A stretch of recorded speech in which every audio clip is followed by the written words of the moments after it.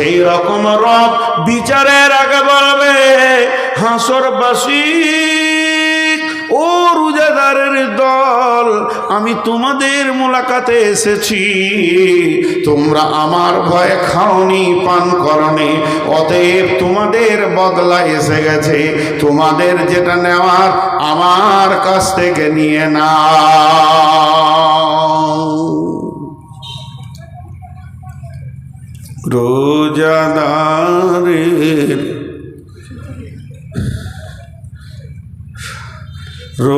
রোজাদারের দুইটি খুশি, একটি খুশি ইফতারে, অপরটি হয় আল্লাহর দিদার রোজ হাসরের প্রান্তরে। এত সুন্দর মধুর ডাকি যে জন সদা লুকিয়ে থাকে, রোজ হাসরে কাঁদবে সেদিন, পাবে না কো আল্লাহর দান। ইসলামেরই সওদানি আসছে ধরায় রমজান, ভোরের আগে নিয়ত বন্ধ ভুল করো না মুসলমান।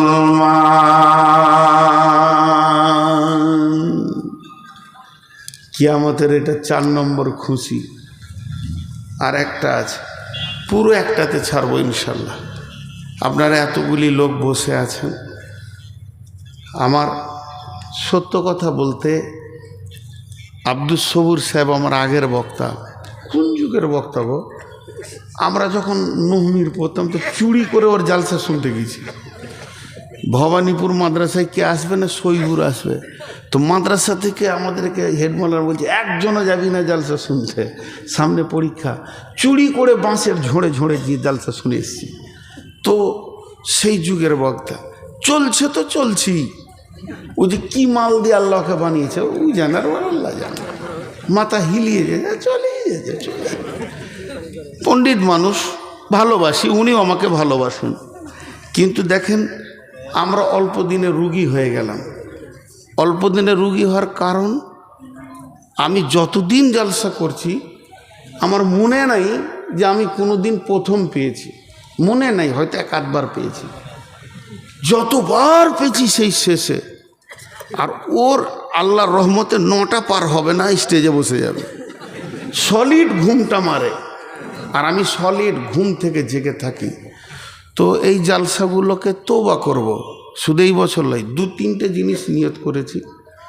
যদি কেউ বলে যে রাত 9টার পর স্টেজে উঠতে হবে, ইনশাল্লাহ ওই জালসায় যাব না। আর ইউটিউবার যে জালসায় থাকবে ওই জালসায় যাব না।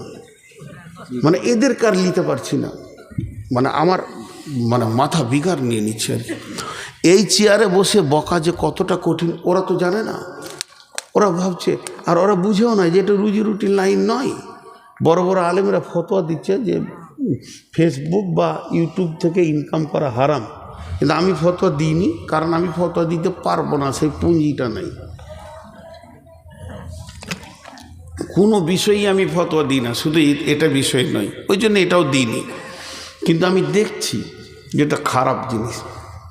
আমি ফেসবুক আমার আইডি খুলেছি, বক্তব্য এই যখন জালসা শেষ হয়ে যাবে প্রতিদিন সন্ধ্যায় হয়তো 10 মিনিট 15 মিনিট তালিম করব নিয়ত করেছি, কিন্তু ইনকামের লাইনটা কাটা আছে, ওই দিকটা কেটে দিয়েছি, দরকার নেই। দাওয়াত হিসেবে বলবো যে শুনবে শুনবে, না শুনবে না শুনবে। তো আজকে অনেক কষ্ট পেয়েছি, যে কষ্টটা আমি ভাষা দিয়ে বোঝাতে পারবো না। গতকাল আর পরশু সুগারের মাত্রা এত বেড়েছে যে হাঁটুর নিচে থেকে পা পর্যন্ত আগুনের মতো জ্বলছে। তারপরও আমি যখন সকাল থেকে এসেছি একটাই আবেদন, 10টা পার করিও না, 10টা দিয়ে 2 মিনিট, 10টা থেকে 2 মিনিট, 10টা থেকে 2 মিনিট 5 মিনিট পার হবে, দিলে 12টায় দিয়েছে, 12টায়। এবার বলেন এগুলো কি আর সহ্য হয়? এইটাকে কি কম বলে? হ্যাঁ, কি আইডিয়া।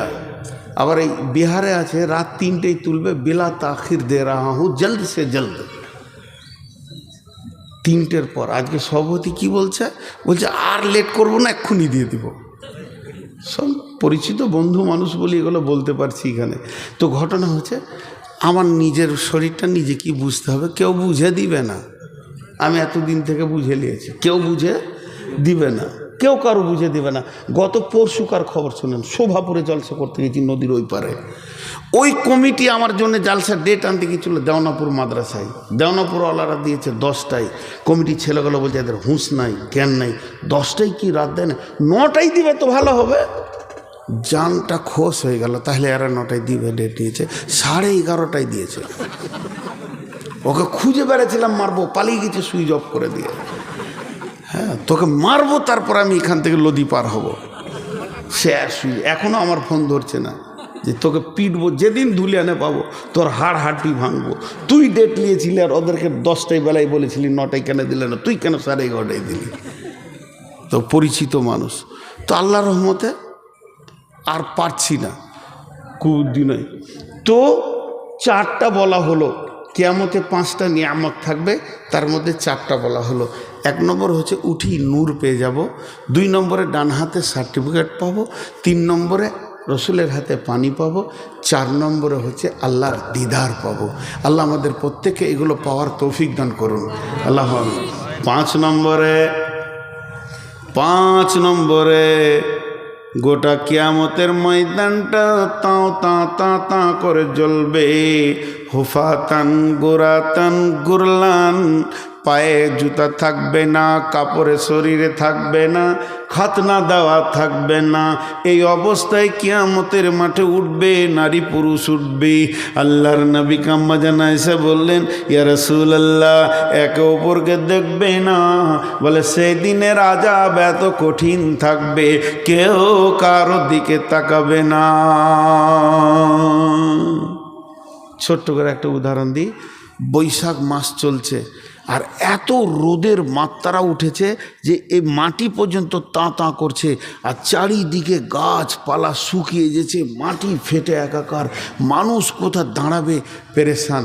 আর ঠিক ওই রকম টাইমে এইরকম একটা বড় হল ঘরকে হার্ড এসি চালানো আছে। ওই এসি ঘরে সোফা লাগানো আছে, ওখানে 50 জন ঢুকে আছে, 200 জন ঢুকে আছে, কফি খেয়েছে, চা খেয়েছে, আনন্দ করছে। এবং ওরা বাইরের গরমের খবর পাবে? জোরে বলেন, কিছু খবর পাবে ওরা? কিছুই বুঝলো না। সে আপনি আর আমি মাঠে দৌড়ে হেঁপে মরে গেলে বুঝলো না। তো ওই রকম কিয়ামতের ময়দানে বিশ্ব নবী বলছেন একটা সান্ত্বনার জায়গা থাকবে, অতি ঠান্ডা জায়গা থাকবে, সেটা আল্লাহর রহমতের ছায়া থাকবে। বিসমিল্লাহির রহমানির রহিম। ওয়া নবী হুরায়রা রাদিয়াল্লাহু তাআলা আনহু قال قال رسول الله صلى الله عليه وسلم سبعة يظلهم الله في ظله يوم لا ظل إلا ظله। ও বিশ্ববাসী রে,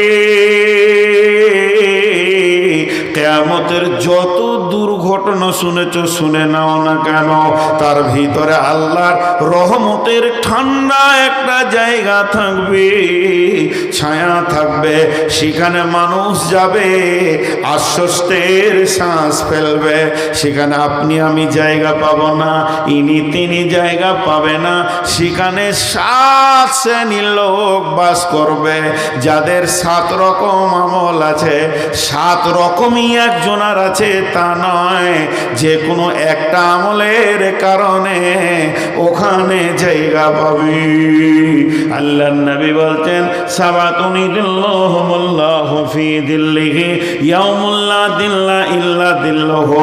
আপনাদেরকে বোঝানোর জন্য বলছি, ওইখানে মনে করলেন 7খানা দরজা আছে, 7টা কাউন্টার আছে, একটা কাউন্টারে এক আমলওয়ালাকে ঢোকানো হবে। 1 নম্বর কাউন্টার, আল্লাহর নবী বলছেন, ইমামুন আদিলুন, পৃথিবীর বুকে যারা ন্যায় বিচার করেছে, যাদের বিচার একদম ন্যায় ছিল, তারা ওই 1 নম্বর কাউন্টারে গিয়ে ছায়াতে থাকবে। আপনাদের কুচগিরিয়াতে ন্যায় বিচার আছে? হ্যাঁ, কঠিন ন্যায় বিচার বলছে আবার। জি হ্যাঁ, একটা ঘটনা শোনায় আমাদের ওখানে। একজন মৌলবি মানুষ মসজিদের ইমামতি করে, তো ভদ্রলোক দুটি মাটি নিয়েছে, ওর বাড়ির পাশে রাস্তার ধারে রেখেছে, বাড়িতে ঢুকাবে মাটি দুটি। জি সত্য ঘটনা। দিয়ে একটা ছোট ছেলে সাইকেল নিয়ে গিয়েছিল, আর একটা মাস্তান মোটর সাইকেল নিয়ে আসছিল। ওই মাটিতে ছেলেটা সাইকেলটা উঠে গেছে, মানে তাড়াহুড়ো করে ওইদিকে মোটর সাইকেলে লেগে ছেঁচড়া ছেঁচিল হয়ে পড়ে গেছে দুজনে। সন্ধ্যার সময় বিচার বসেছে পার্টিতে, বলছে সাইকেলওয়ালাকে ডাক। তোর কী হলো? বলো হাঁটু ছিঁড়ে গেছে, সাইকেল ভেঙে গেছে। ওই মোটর সাইকেলওয়ালাকে ডাক, তুই অত জোর চালাবি কেন? তো ওরা যারা বিচারক ওরা দেখছে যে কাছাড়া খেয়েছে উও তৃণমূলের, আর যেটা মোটর সাইকেল মেরেছে উইও তৃণমূলের। এবার কি করবি? তখন বলছে মৌলবি সাহেবকে ডাক, মানে ওটা কংগ্রেসে। হ্যাঁ মাটি ফেললে কেন? জরিমানা তোমাকেই লাগবে। কি ন্যায় বিচার! এরকম ন্যায় বিচার পৃথিবীতে আর হয় না। জি আল্লাহ তাবারাক ওয়া তাআলা বলছেন, ওয়াইদা কুলতুম ফাদিলু ওয়ালাউ কানা যা কুরবা, যখন তুমি বিচারে বসবে সাক্ষী দেবে তো ন্যায় কথা বলবে, যদিও তোমার নিকট আত্মীয় হয়, অন্যায় বিচার করবে না। একজন বাদশাহ হরিণ শিকার করতে গেছে জঙ্গলে, এরকম করে হরিণকে তীরটাকে রেডি করেছে, চারাত করে তীরটা যখনই ছেড়ে দিয়েছে হরিণটা লাফিয়ে উঠেছে, হরিণকার তীরটা পেল না, একদম ফাঁকা গিয়ে নদীর ধারে এক বিধবা কাপড় সাফ করছিল, তার একমাত্র বেটা তাকেই পেটে রেখে স্বামীকে হারিয়েছে। তিলে তিলে বেটাটা 10-12 বছরের হয়েছে, তারই কানে তীরটা লেগে গেল, স্পটেই মারা গেল। বিধবা তখন কোলের বাচ্চাটাকে নিয়ে কাজীর দরবারে হাজির হলো। কাজী নামদার, বাদশা আমার ছেলেকে মেরে দিয়েছে, আমি বিচার চাই। কাজী বলছে বাদশাকে ডাকো। বাদশাকে তলব করা হলো। বিধবা এক কাঠ গোড়ায় উঠেছে, সামনে লাশ পড়ে আছে। এবার কাজী বিচার করবে। বলে এই বাদশাহ বলে হ্যাঁ, যার অধীনস্থে কাজী চাকরি করে ওই রকম বাদশাহকে কাঠগোড়ায় তোলা হয়েছে। বাদশাহ তীরটাকে রেডি করলো, কাজীর দিকে রেডি করে আছে। কাজী তখন বলছে, বাদশাহ আপনি কি এর ছেলেকে মেরেছেন? বলে হ্যাঁ, আমার তীরে মরেছে। তখন বললে, প্রহরী কাজী, প্রহরী তুমি বাদশার পেছনে হাতটাকে বেঁধে দাও, জাল্লাদকে ডাকো, মাথা কেটে ফেলে দিতে হবে, কতলের পরিবর্তে কতল, এখানে কোনো রকম অন্যায় বিচার করা যাবে না। তখন বাদশাহ এমনি করে তীরটাকে, মানে আপনার কাজীর দিকে রেডি করেছিল, আস্তে আস্তে তীরটা নামিয়ে দিল।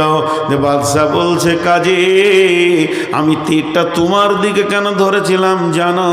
তুমি যদি আমাকে বাদশাহ মনে করে অন্যায় বিচার করতে তো প্রথমেই তোমাকে দুনিয়া থেকে সরিয়ে দিতাম। এই রকম বেঈমান কাজী আমার রাজ্যে আমি রাখবো না। আমি মরে যাব তাও ভালো, কিন্তু ন্যায় বিচার আমি দেখে যাব। তুমি আজকে ন্যায় বিচার করেছো বলি বেঁচে গেছো। জাল্লাদ দেশে বাদশার পেছনে হাত বেঁধে দিল। এবার তলোয়ারকে বের করেছে, খুনিকে আর বিবাদের মা, মানে যে মরে গেছে তার মায়ের সামনেই সাজা দেখিয়ে দেওয়া হবে। এমন সময় বিধবা বলছেন, কাজী সাহেব একটা কথা বলার আমার অবকাশ আছে কি? বলে কি? বলে এরকম একটা আদর্শবান বাদশাকে মেরে না দিয়ে বাঁচানোর কোনো রাস্তা আছে কি? কাজী সাহেব বলছে, কোনো রাস্তা নাই, ওকে এক্ষুনি পৃথিবী থেকে চলে যেতে হবে। শুধু বাঁচাইতে যদি পারে একমাত্র একজন পারবে, সেটা আপনিই পারবেন। যেহেতু সন্তান আপনার, খুনেরকে যদি আপনি মাফ করে দেন তবেই বাদশা বাঁচবে, নচেত আমার আইনের কাঠগোড়ায় ওকে বাঁচানো যাবে না। তখন বিধবা বলল, আমি বাদশাকে মাফ করে দিলাম। জাল্লাদ হাতটা খুলে দিল, বিধবাকে জড়িয়ে ধরে বাদশা বলল, মা একটা সন্তান তো মারা গেছে, আমাকে কি সন্তান বলে মনে করা যায় না? তাই তাই যদি যাই তুমি আমার ঘরে থেকে যাও, আর তোমার সন্তানের প্রয়োজন হবে না।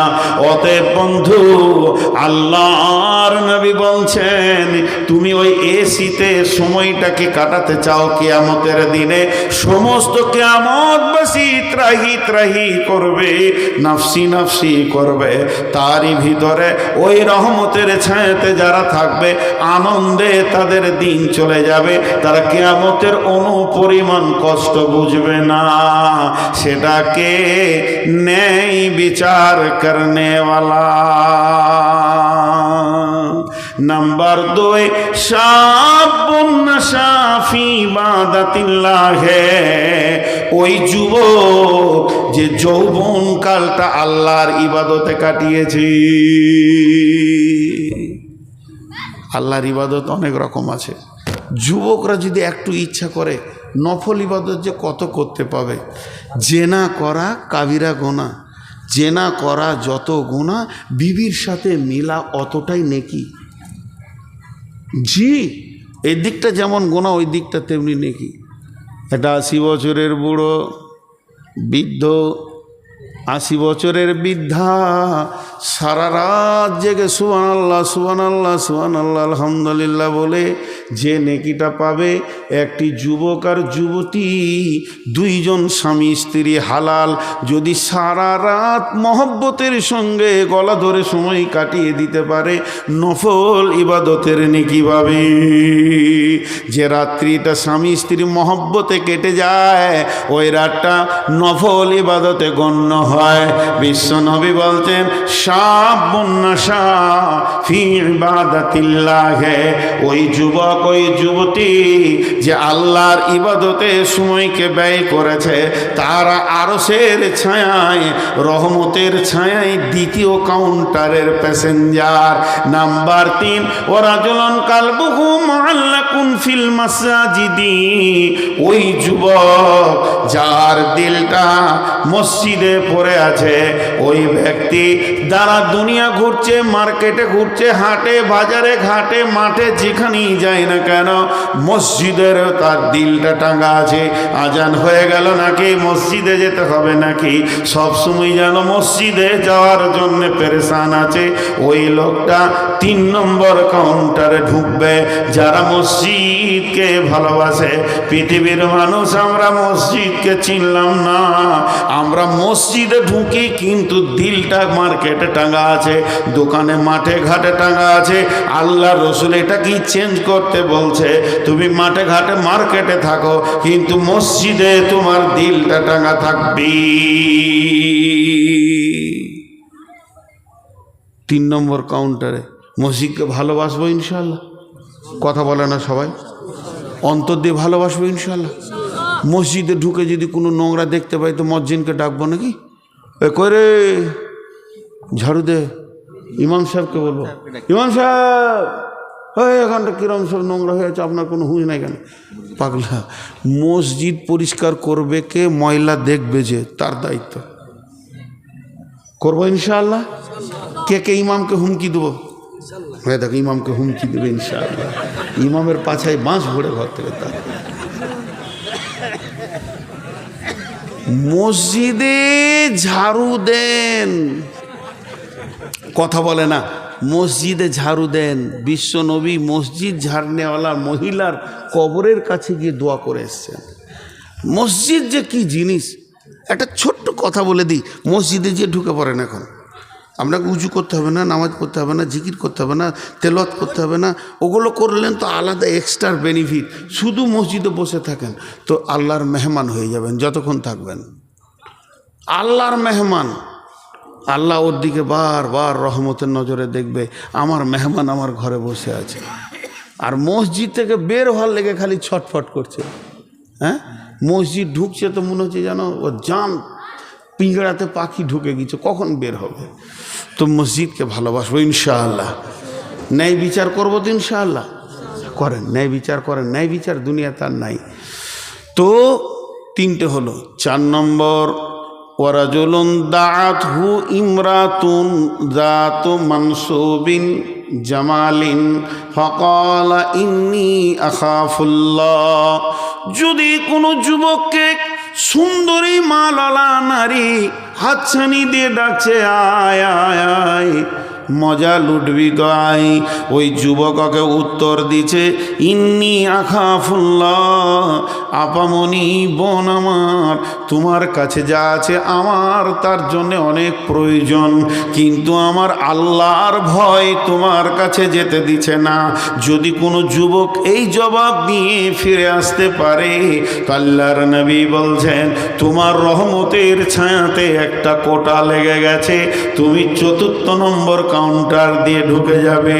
ওয়ারাজুলানে তাহাব্বা ফিল্লাহি ইসতামা আলাইহি ওয়া তাফাররাকা আলাইহি, ওই দুই বন্ধু যারা আপসে আল্লাহর জন্য ভালোবাসা করে, আমি নুরুদ্দিনকে ভালোবাসি আল্লাহর জন্যে, ওই আমাকে ভালোবাসে আল্লাহর জন্যে, আবার যদি ছাড়াছাড়ি করব তো আল্লাহর জন্যে, দেখলাম ও বেঈমান কিংবা ও আমাকে দেখছে বেঈমান, এর সঙ্গে চললে ঈমান থাকবে না। আল্লাহর জন্যে মহব্বত করা আর আল্লাহর জন্যে ছাড়াছাড়ি করা, এই দুই ব্যক্তি রহমতের ছায়াতে জায়গা পাবে। এদের জন্যে ৫ম নম্বরের কাউন্টারটা খোলা গেছে। এবার ৬ষ্ঠ নম্বর কাউন্টার, ওরাজুলুন তাসাদ্দাকা বিসাদকাতিন ফাআখফাহা হাত্তা লা তা'লামু সিমালুহু মা তুনফিকু বিয়ামিনি, ওই লোকটা যে ডান হাতে দান করলো বাঁ হাত জানতে পারলো না, তবে প্রকাশ্যে দান করা জায়েজ আছে।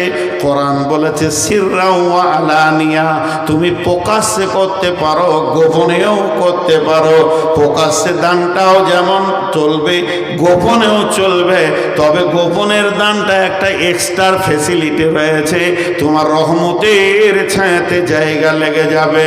৭ নম্বরে ওই ব্যক্তি ওয়ারাজুলুন ওয়ারাজুলুন যাকারাল্লাহ খালিয়ান ফাফাজাত আইনাহু, ওই ব্যক্তি যে আল্লাহকে গভীর রাত্রে উঠে ডাকতে ডাকতে চোখে পানি বের হয়ে গেল।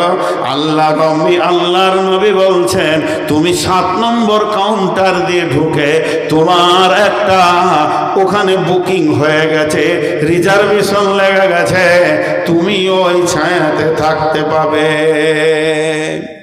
আজকের বক্তব্যের বিষয় ছিল কিয়ামতের মাঠে আনন্দ। ১ নম্বর নূরের তাজাল্লিতে আনন্দ, ২ নম্বর আনন্দ ডান হাতে সার্টিফিকেট নিয়ে, ৩ নম্বর আনন্দ হলো রসুলের হাতে পানি পান করে, ৪ নম্বর আনন্দ হলো আল্লাহর সঙ্গে মোলাকাত হবে রোজাতে, রোজা রাখনেওয়ালা, আর ৫ নম্বর হলো যে রহমতের ছায়াতে থাকবে। এবার রহমতের ছায়াতে যে কোটা থাকবে ৭টা।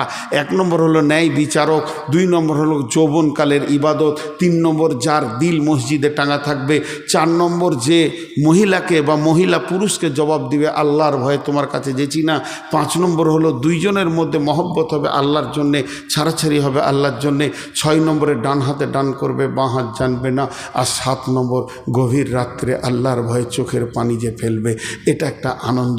অতএব কিয়ামতের মাঠটা খালি কঠিন নয়, আনন্দের দিন, আমল করতে পারলেই হবে। যতটি লোক বসে আছেন আল্লাহকে সাক্ষী রেখে বলছি, মানুষকে সাক্ষী রেখে নয়, আল্লাহকে সাক্ষী রেখে, স্বয়ং আল্লাহকে, যদি আল্লাহর প্রতি বিশ্বাস থাকে তো উঠবেন না। আর আমি আপনাদের জন্যে মজলিস ভাঙার দোয়াটা পড়ছি, কিন্তু দোয়া পড়ার আগে একটা কথা বলছি, যতজন আছেন স্টেজে একবার হাতটা রেখে যাবেন, আর নাহলে একটা টেবিল নামিয়ে দাও, ওদেরকে ওই টেবিলটা ওইখানে দিয়ে দাও, ওই টেবিলে হাতটা রেখে যাবেন। কে রাখবেন না তিনি হাত তুলেন, এইখানে এইখানে এই সামনে, যিনি রাখবেন না উনি হাত তুলেন। দাঁড়ান আমি দোয়াটা পড়ি, নাহলে মজলিসটা ভেঙে যাবে, আর বসানো যাবে না। না এখানে ক্যামেরা আছে, আসতে পারবেন, ওইখানে দাও। আমি একটা কথা বলি, দোয়াটা পড়ি, এখন উঠিয়েন না, আমি দোয়াটা দিই আপনাদেরকে।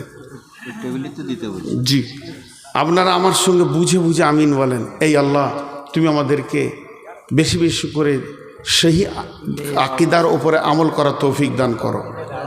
এই আল্লাহ, আমাদের মা বাপ ভাই বোন যারা মারা গেছে তাদেরকে তুমি মাফ করো। এই আল্লাহ, সন্ধ্যা থেকে নিয়ে যা কিছু শুনলাম সব আমাদেরকে তুমি আমল করার তৌফিক দাও।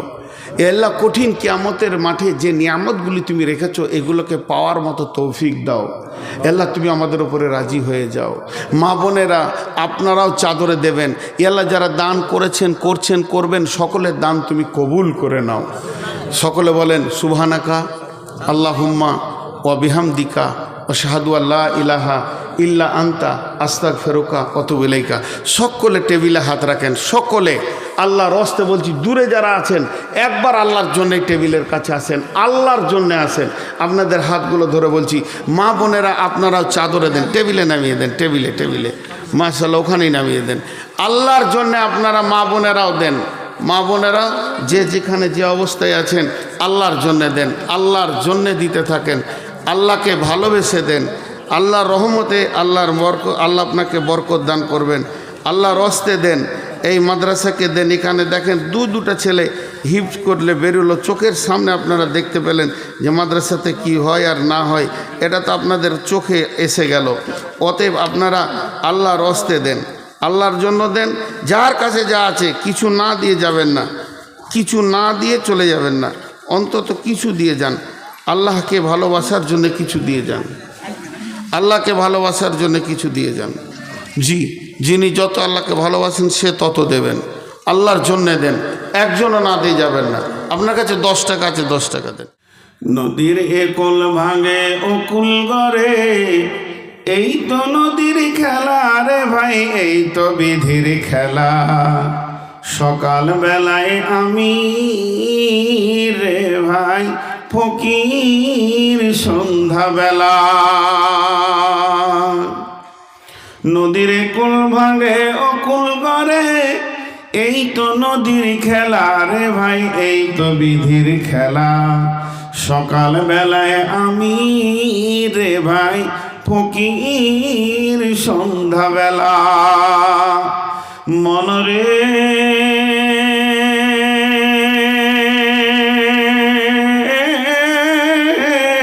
সেই নদীর মাঝে কোন ভরসায়, সেই নদর মাঝে, সেই নদীর মাঝে কোন ভরসায়, বাঁধলি বাঁচা সুখের আশায়।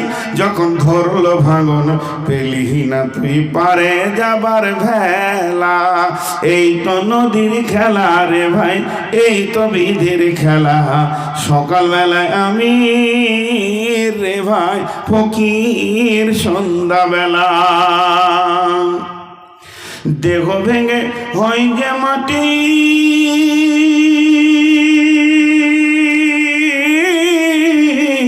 দেহ ভেঙে হয় যে মাটি, মাটিতে হয় দেহ। যে কুমারে গড়ল দেহ তার খোঁজ লিলি না কেহ। রাতে রাজা সাজে নাট মহলে, দিন ভিক্ষা মেঘে পথে চলে। শেষে গোরস্থানে গিয়া দেখি সবই মাটির ঢেলা, এই তো নদীর খেলা রে ভাই, এই তো বিধির খেলা।